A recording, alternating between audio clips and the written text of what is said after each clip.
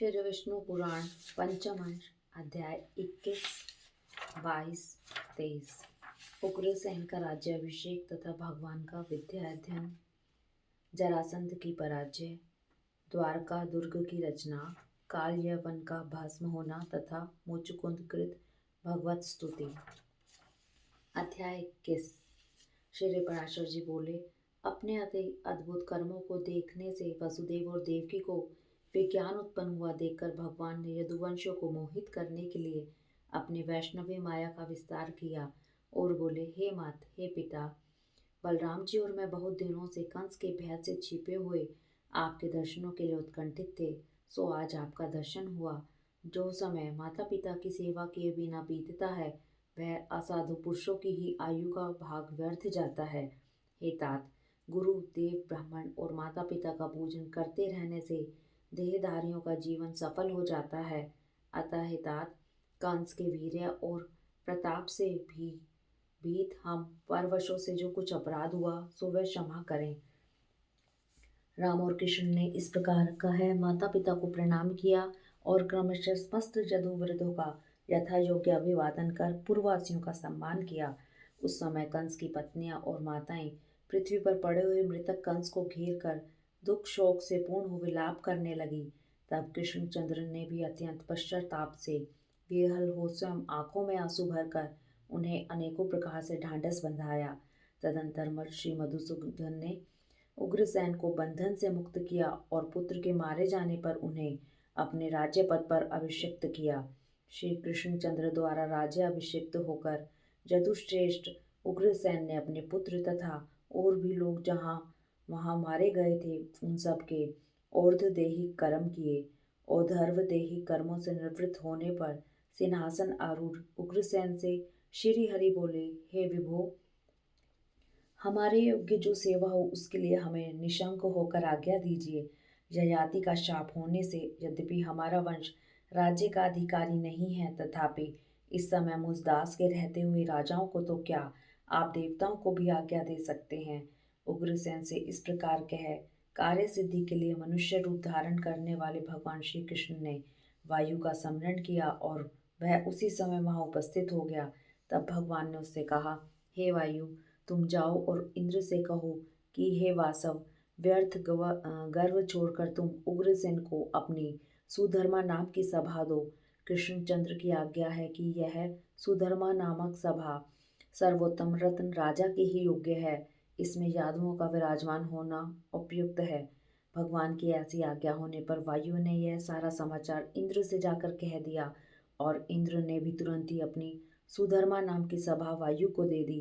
वायु द्वारा लाई हुई उस सर्वरत्न संपन्न दिव्य सभा का संपूर्ण भोग वे यदुश्रेष्ठ श्री कृष्णचंद्र की भुजाओं के आश्रित रहकर करने लगे। तदंतर समस्त विज्ञानों को जानते हुए और सर्व ज्ञान संपन्न होते हुए भी वीरवर कृष्ण और बलराम गुरु शिष्य संबंध को प्रकाशित करने के लिए उपनयन संस्कार के अनंतर विद्या उपार्जन के लिए काशी में उत्पन्न हुए अवंतीपुरवासी सांदीपनि मुनि के यहाँ गए। वीर संकर्षण और जनार्दन सांदीपनि का शिष्यत्व स्वीकार कर वेद अभ्यास परायण हो यथा योग्य गुरु सुश्रुति आदि प्रवर्त रह संपूर्ण लोगों को यथा उचित शिष्टाचार प्रदर्शित करने लगे। हे द्विज, यह बड़े आश्चर्य की बात हुई कि उन्होंने केवल 64 दिन में रहस्य के सहित संपूर्ण धनुर्वेद सीख लिया। सांदीपनि ने जब उनसे इस असंभव और अति मानुष कर्म को देखा तो यही समझा कि साक्षात सूर्य और चंद्रमा भी मेरे घर ही आए हैं। उन दोनों ने अंगों सहित चारों वेद, संपूर्ण शास्त्र और सब प्रकार की अस्त्र विद्या एक बार सुनते ही प्राप्त कर ली और फिर गुरुजी से कहा, आपको क्या गुरु दक्षिणा दें। महामती सांदीपनि ने उनके अति इंद्रिय कर्म देखकर प्रभास क्षेत्र के खारे समुद्र में डूबकर मरे हुए अपने पुत्र को मांगा। तदंतर जब वे शस्त्र ग्रहण कर समुद्र के पास पहुंचे तो समुद्र अर्धयद लेकर उनके सम्मुख उपस्थित हुआ और कहा, मैंने सांदीपनि का पुत्र हरण नहीं किया। हे दैत्यवदन, मेरे जल में ही पंचजन नामक एक दैत्य शंख रूप से रहता है, उसी ने उस बालक को पकड़ लिया है। समुद्र के इस प्रकार कहने पर कृष्णचंद्र ने जल के भीतर जाकर पंचजन का वध किया और उसकी अस्थियों से उत्पन्न हुए शंख को ले लिया, जिसके तेज से दैत्यों का बल नष्ट हो जाता है, देवताओं का तेज बढ़ता है और अधर्म का क्षय होता है। तदंतर उस पांचजन्य शंख को बजाते हुए श्री कृष्णचंद्र और बलवान बलराम यमपुर को गए और सूर्यपुत्र यम को जीतकर यम यातना भोगते हुए उस बालक को पूर्ववत शरीर युक्त करके पिता को दे दिया। इसके पश्चात वे राम और श्याम राजा उग्रसेन द्वारा परिपालित मथुरापुरी में, जहाँ के स्त्री पुरुष उनके आगमन से आनंदित हो रहे थे, पधारे। इति श्री विष्णु पुराणे पंचमंशे एकविंशो अध्याय। 22वां अध्याय जरासंध की पराजय। श्री पराशर जी बोले, हे मित्र, महाबली कंस ने जरासंध की पुत्री अस्थि और प्राप्ति से विवाह किया था, अतः वह अत्यंत बलिष्ठ मगधराज क्रोधपूर्वक एक बहुत बड़ी सेना लेकर अपनी पुत्रियों के स्वामी कंस को मारने वाले श्री हरि को यादवों के सहित मारने की इच्छा से मथुरा पर चढ़ गया। मगधेश्वर जरासंध ने 23 अक्षौहिणी सेना के सहित आकर मथुरा को चारों ओर से घेर लिया। तब महाबली राम और जनार्दन थोड़ी सी सेना के साथ नगर से निकलकर जरासंध के प्रबल सैनिकों से युद्ध करने लगे। हे मुनिश्रेष्ठ, उस समय राम और कृष्ण ने अपने पुरातन शस्त्रों को ग्रहण करने का विचार किया। हे विप्र, हरि के स्मरण करते ही उनका शांख धनुष अक्षय बाण युक्त 2 तरकश और कोमोद की नाम की गदा आकाश से आकर उपस्थित हो गई। हे द्विज, बलभद्र जी के पास भी उनका मनोवांछित महान हल और सुनंद नामक मूसल आकाश से आ गए।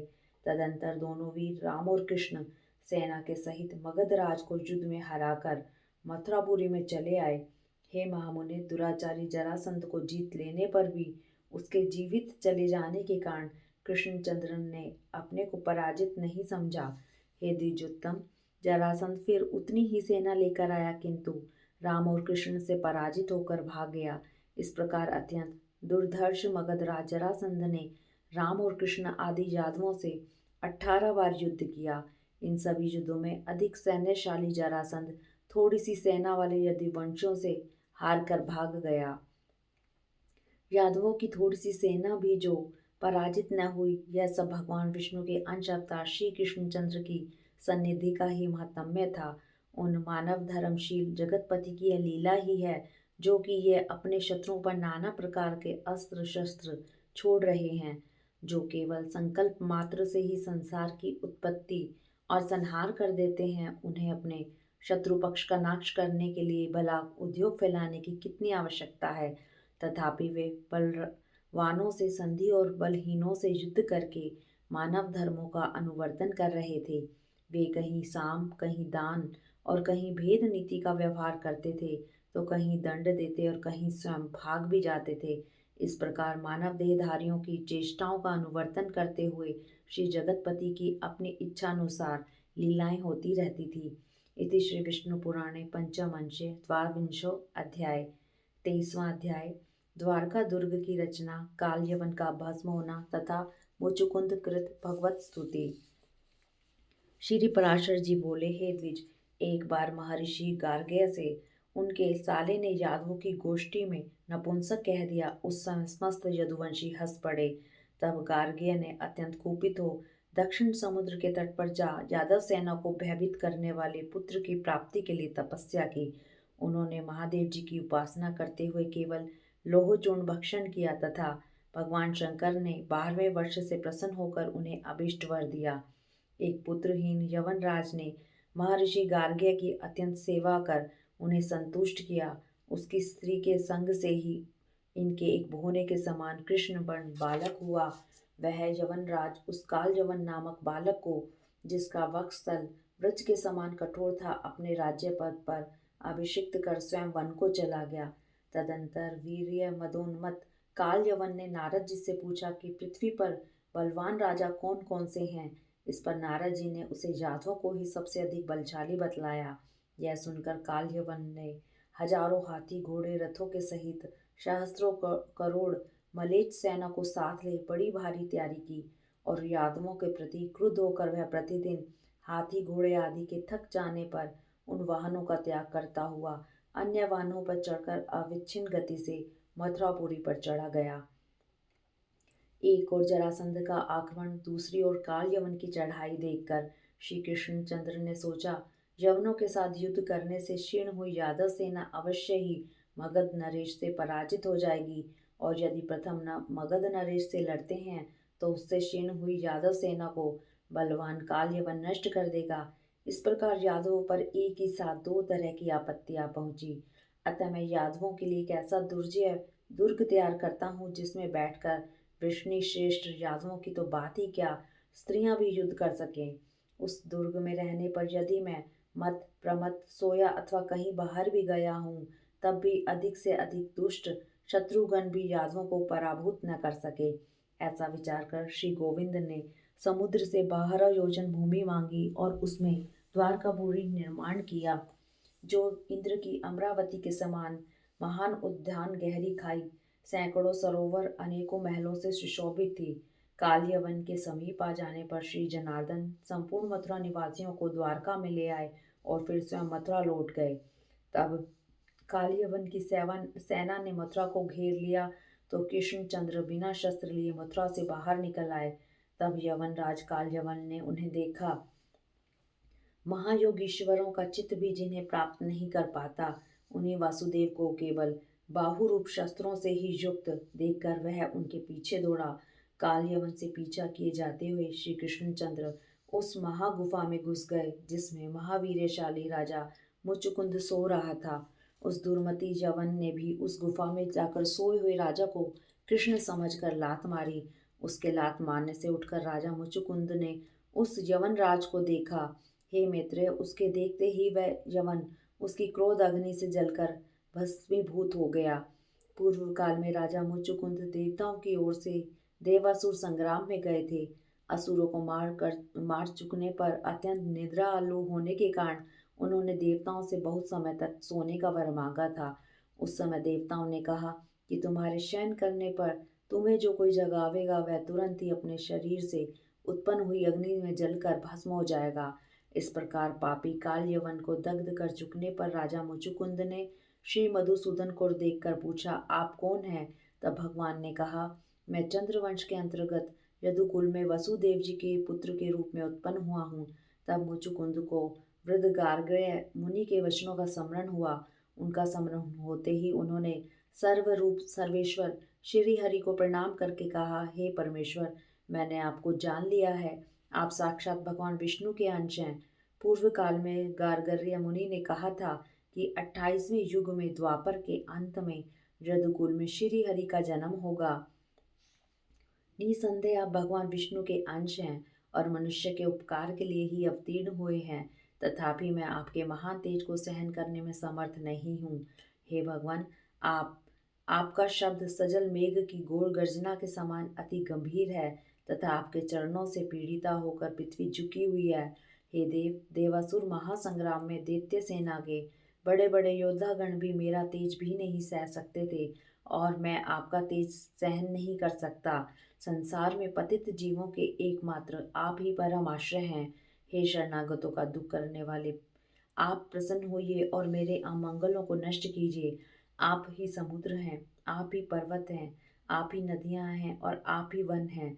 आप ही पृथ्वी, आकाश, वायु, जल, अग्नि और मन हैं।